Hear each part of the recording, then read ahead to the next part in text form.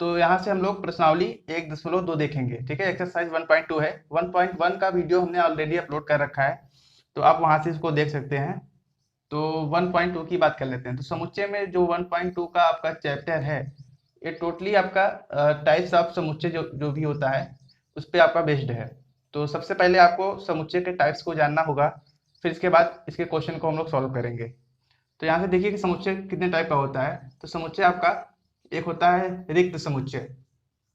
रिक्त समुच्चय, इसको इंग्लिश में बोलते हैं इम्प्टी सेट। इम्प्टी सेट यानी कि रिक्त समुच्चय। कभी कभी इसको फाई से डिनोट करते हैं। इसका मतलब होता है कि कोई भी समुच्चय हो आपका वो खाली हो। इसे फाई से या फिर करली ब्रैकेट को ऐसे सिंपल सा इसको खाली छोड़ देते हैं। इसका रिप्रेजेंटेशन यही है। इसको इसे फाई से डिनोट करेंगे या फिर इस टाइप से डिनोट करेंगे इसको, रिक्त समुच्चय। इसके अंदर मतलब इसके अंदर कोई भी अवयव आपका नहीं है। दूसरा होता है आपका एकल समुच्चय। एकल समुच्चय को बोलते हैं हम लोग सिंगल टर्न सेट।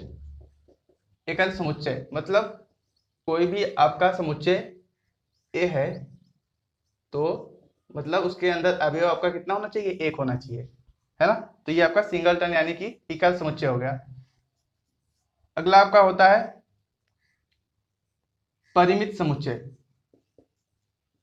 परिमित समुच्चय, इसको बोलते हैं हम लोग फाइनाइट सेट।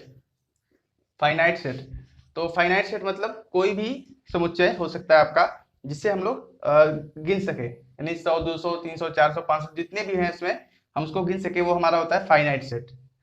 और एक समुच्चय आपका होता है चौथा अपरिमित समुच्चय। अपरिमित समुच्चय, इसको बोलते हैं हम इनफाइनाइट सेट।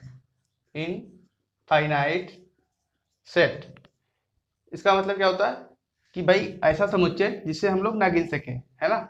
तो जैसे मैंने आपको बोल दिया कि प्राकृतिक संख्याओं का समुच्चय, तो प्राकृतिक संख्या आपका एक से लेके पता नहीं इनफाइनाइट तक होगा, है ना।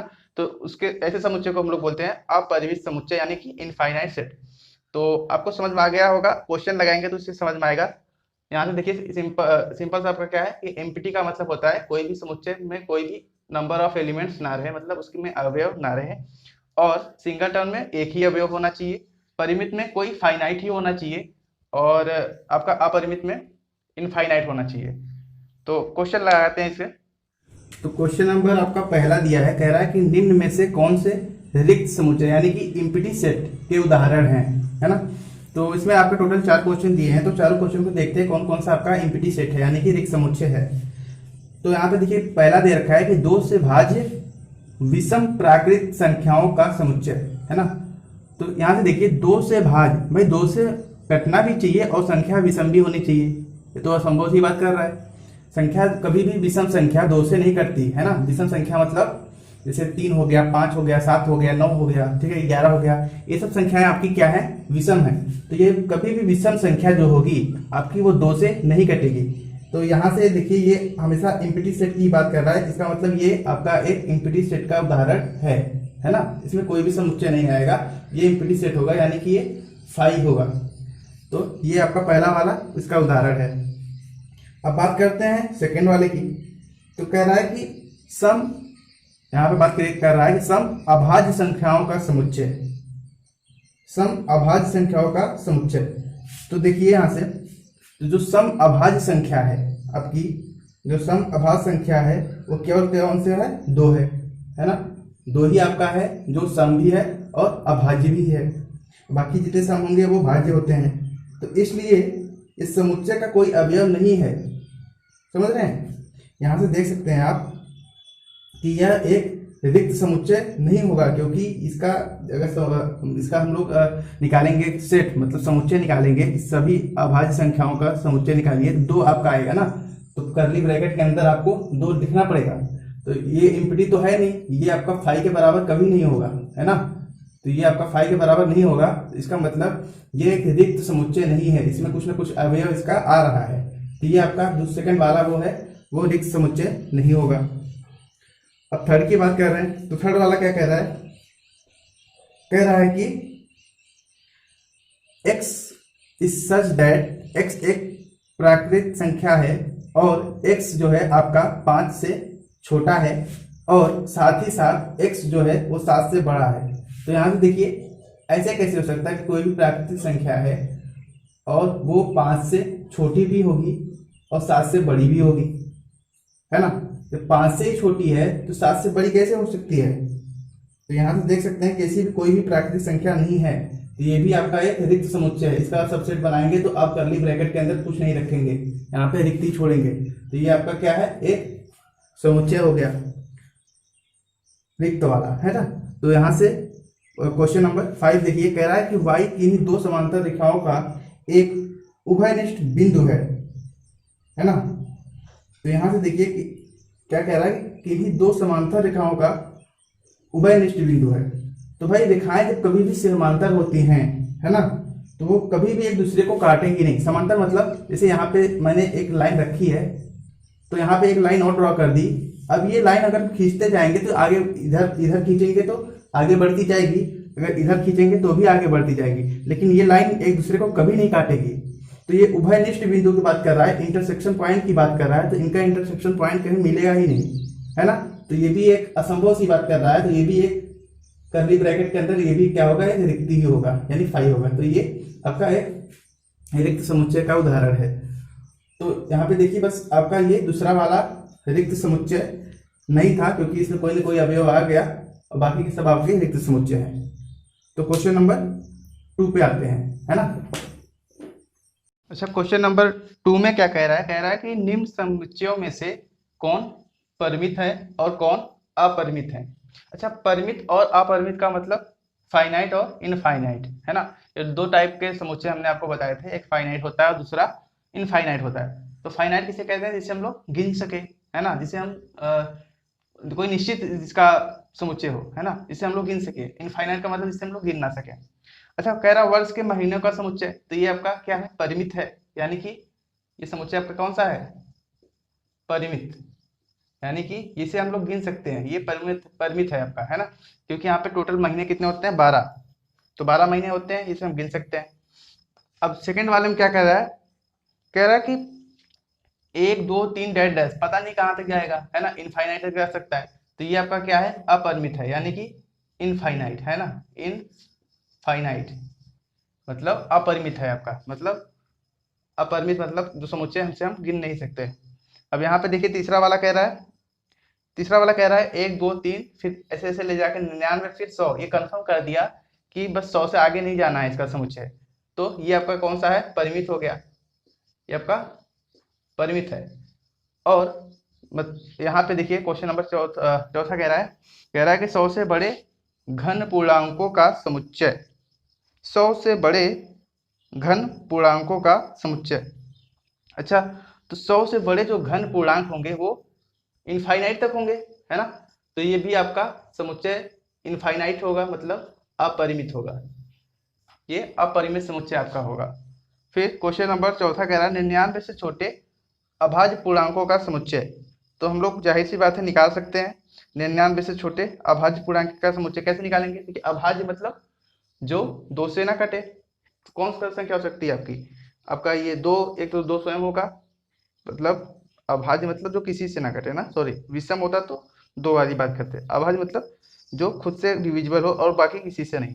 तो 2 फिर 3 5 7 ऐसे लेके कहाँ तक, 97 तक, ये आपके क्या होंगे, अभाज्य पूर्णांकों का समुच्चय होगा। ये 99 से और छोटे हैं, है ना, 99 से छोटे हैं प्लस क्या है, अभाज्य पूर्णांक हैं, तो ये काउंट किया जा सकता है, 97 होंगे। तो ये आपका क्या हो गया, एक परिमित समुच्चय हो गया, है ना।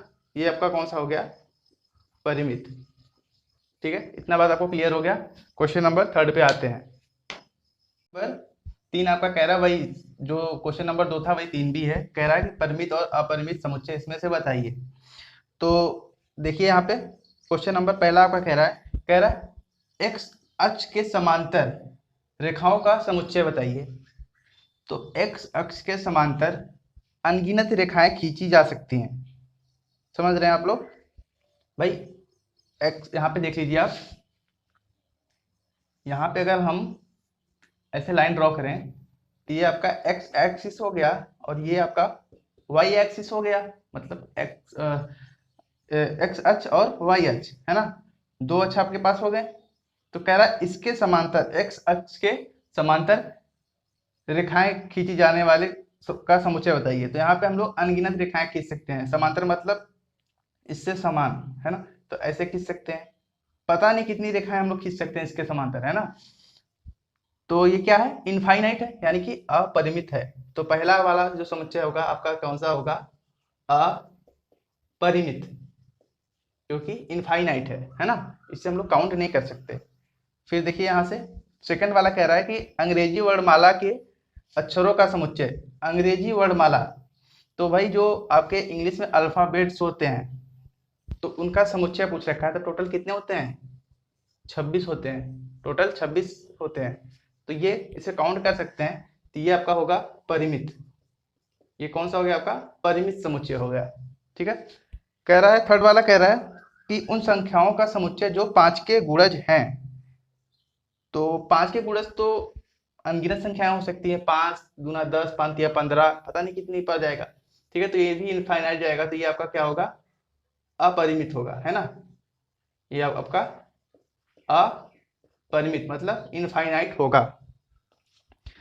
अब कह रहा है कि पृथ्वी पर रहने वाले जानवरों का समुच्चय, तो पृथ्वी पर पता नहीं कितने जानवर रहते हैं, है ना, तो इसको भी हम लोग काउंट नहीं कर सकते, तो ये भी आपका क्या होगा, अपरिमित होगा, है ना। तो समझ जाइए, आप आ से लिख दें, आ से अपरिमित, है ना।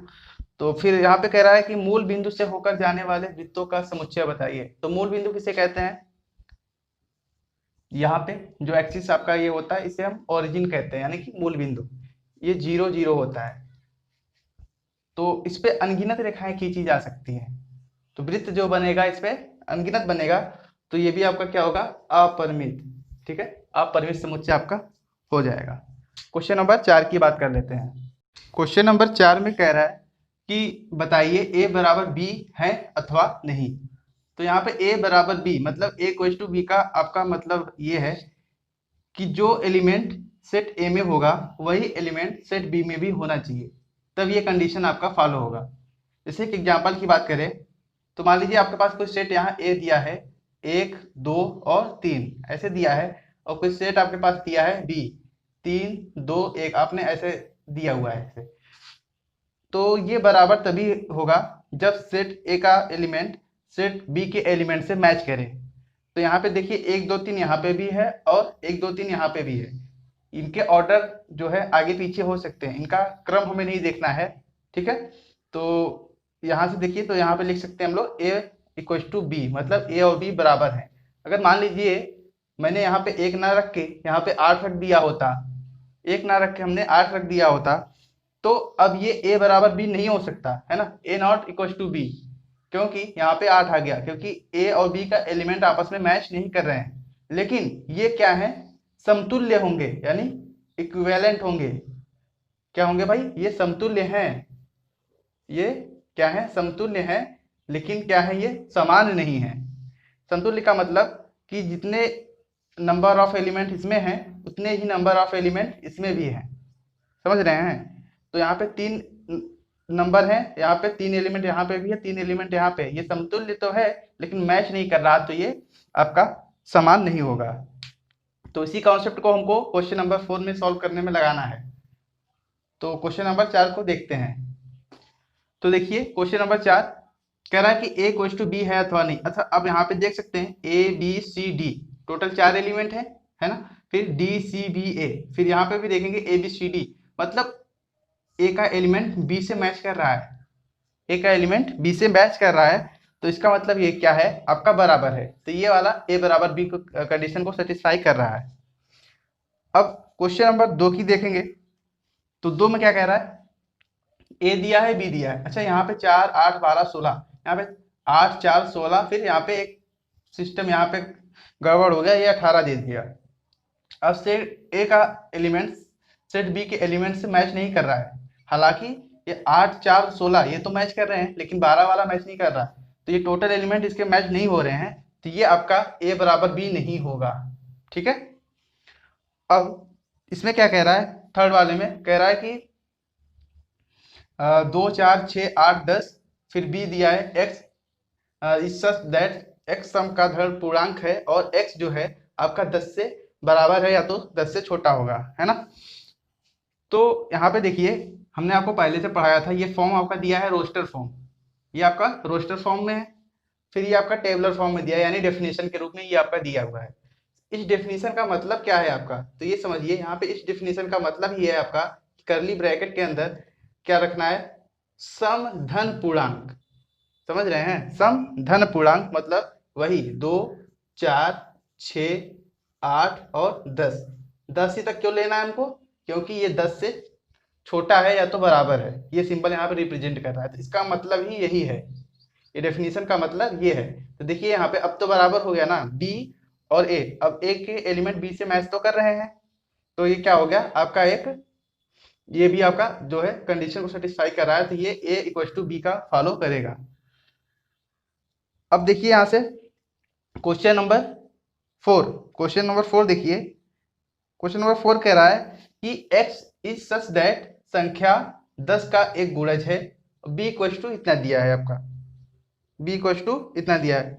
तो यहाँ पे अगर इस डेफिनेशन का मतलब समझेंगे हम ना, इस डेफिनेशन का मतलब 10 का गुणज क्या हो सकता है, इसको ऐसे भी लिख सकते हैं 10 20 30 40 50, ठीक है, ऐसे लेके पता नहीं कितनी बार तक ही जा सकता है ना, ये पता नहीं कितनी बार तक जा सकता है। अब देखिए यहाँ पे ये ए बी से मैच कर रहा है, नहीं कर रहा है, तो ये भी ए और बी के कंडीशन को फॉलो नहीं करेगा। तो क्वेश्चन नंबर 4 का फाइनल आंसर हो गया, बस आपका पहला और तीसरा ये दोनों ए इक्वल टू बी को फॉलो कर रहे हैं, बाकी का नहीं कर रहा है, ठीक है। क्वेश्चन नंबर 5 पे आते हैं। क्वेश्चन नंबर 5 में कह रहा है कि ए इक्वल टू 2 और 3, बी इक्वल टू समीकरण इतने का एक हल है, ठीक है। आपको सेट दे रखा है ए ना, ए सेट आपका ये दिया है और बी सेट आपका इस फॉर्म में दिया है, किसमें पूरा टोटल ये डेफिनेशन फॉर्म में है आपका। इस डेफिनेशन वाले फॉर्म को बोलते हैं हम लोग टेबुलर फॉर्म, है ना, और इसको बोलते हैं रोस्टर फॉर्म। तो इसको भी हम रोस्टर में पहले कन्वर्ट करके देख लेते हैं कि एक्चुअल में इसका मतलब क्या है ना। तो यहाँ पे सॉल्व कर रहे हैं पहला क्वेश्चन, है ना, यहाँ से देखिए हल कर रहे हैं। तो पहले हम इसको हल कर लेते हैं, जो आपका सेट बी है उसको और क्या लिख सकते हो, तो पहले इसको हम लोग सॉल्व कर लेते हैं। तो आएगा कितना, x square plus 5x plus 6 equal to 0। तो इसको हमें सॉल्व करना है, तो गुणा करने पे 6 और संख्या वो जोड़ी या फिर घटाई जाए, कितना आना चाहिए 5। तो यहाँ पे देखिए एक्स स्क्वायर प्लस 3 दूना 6 3 दो 5, 3x, भाई 5 की जगह क्या लिख सकते हैं हम लोग, 3x प्लस 2x, इस तरीके के लिखेंगे इस 5 को, प्लस 6 इक्वल टू 0।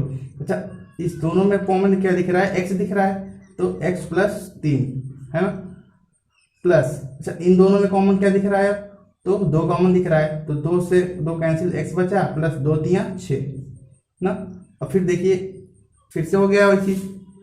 अच्छा अब इन दोनों में कॉमन क्या दिख रहा है, तो इन दोनों में x प्लस 3 ये फिर से कॉमन दिख रहा है ना, तो बचेगा क्या, x बचेगा और प्लस 2, x प्लस 2।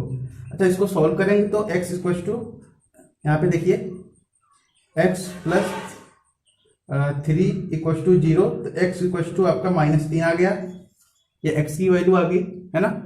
और फिर यहाँ से देखें x प्लस 2 इक्वल टू 0, तो x इक्वल टू आपका -2 आ गया, कितना आ गया -2। तो जो b का जो सेट बनेगा इसका, ये टोटल जो इसका टेबुलर फॉर्म बने दिया है, इसका जो रोस्टर फॉर्म बनेगा तो वो बनेगा आपका -3 और -2, ये आपका b वाला आ गया। और ये आपका दिया है 2 और 3, तो 2 और 3 और -3 और -2 ये आपस में बराबर हैं, नहीं है, तो पहला वाला इक्वेशन आपका ये फॉलो नहीं करेगा, a इक्वल टू b नहीं होगा, ठीक है। अब क्वेश्चन नंबर सेकंड वाला यानी क्वेश्चन नंबर 2 सॉल्व करके देखते हैं ये वाला फॉलो करता है या नहीं। तो क्वेश्चन नंबर 2, ठीक है, इसको हम लोग सॉल्व कर रहे हैं। तो ये आपका डेफिनेशन के फॉर्म में दिया है, तो इसको रोस्टर फॉर्म में कैसे लिखेंगे, कह रहा है फॉलो का एक शब्द है। अच्छा फॉलो मतलब अगर हम किसी भी एलिमेंट मतलब जो भी आपका एलिमेंट है उसको हम अगर सेट में लिखते हैं तो यहाँ पे जो रिपीटेड अक्षर होते हैं उसको हम क्या करते हैं, एक सिंगल फॉर्म में लिख देते हैं। तो यहाँ पे देखिए जब ए का सेट बनाएंगे, सेकंड वाले में ए का जब सेट बनाएंगे यहाँ पे, तो क्या होगा, करली ब्रैकेट फिर एफ लिखेंगे। ओ एक बार है तो एक बार लिखेंगे, एल डबल बार है तो इसको एक बार लिखेंगे, फिर डब्लू, है ना। और बी वाला आपका दिया है इस टाइप का, तो बी बराबर क्या होगा आपका, डब्लू ओ फिर एल और एफ। तो देखिए ए और बी आपस में मैच कर रहे हैं, बिल्कुल मैच कर रहे हैं ना। तो आपका ए बराबर बी का कंडीशन इसमें फॉलो हो रहा है। तो क्वेश्चन नंबर 5 में 2 क्वेश्चन थे, इसको हमने सॉल्व कर दिया। क्वेश्चन नंबर 6 जो कि इस आपके प्रश्नावली का लास्ट क्वेश्चन है, उसके बाद ही प्रश्नावली खत्म हो जाएगी। क्वेश्चन नंबर आपका 6 दिया है कि समान समुच्चयों को चयन करिए जो एक दूसरे से मैच कर रहे हैं, जो समान हो। तो यहाँ पे देखिए क्वेश्चन पे देखिए, यहाँ पे टोटल ए से लेके एच तक इसमें क्वेश्चन दिए हुए हैं, कह रहा है जो समान है उसको बताइए। तो यहाँ पे देख सकते हैं यहाँ से मैच करिए बी, ठीक है, और डी, ये इससे मैच कर रहा है, ठीक है। बी और डी आपस एक दूसरे से मैच कर रहे हैं। और यहां से देख सकते हैं आपका ई, ठीक है, जो क्वेश्चन आपका दिया है, यहां से बी और डी का अवयव आपस में मैच कर रहा है, तो यहां से बी और डी हो गया। फिर यहाँ पे देखिए ई का नहीं किसी से हो रहा है, एफ का भी किसी से नहीं हो रहा है, एफ का 0 1 है, यहाँ 0 a नहीं हो रहा है। तो ई का जी से देखिए यहाँ पे -1 और 1 है, तो इससे मैच हो रहा है, और बाकी किसी का किसी से मैच नहीं हो रहा है। तो क्या हो गया यहाँ पे B इक्वल टू डी, एक तो ये मैच कर रहा है, फिर E इक्वल टू जी, एक ये वाला मैच कर रहा है ना।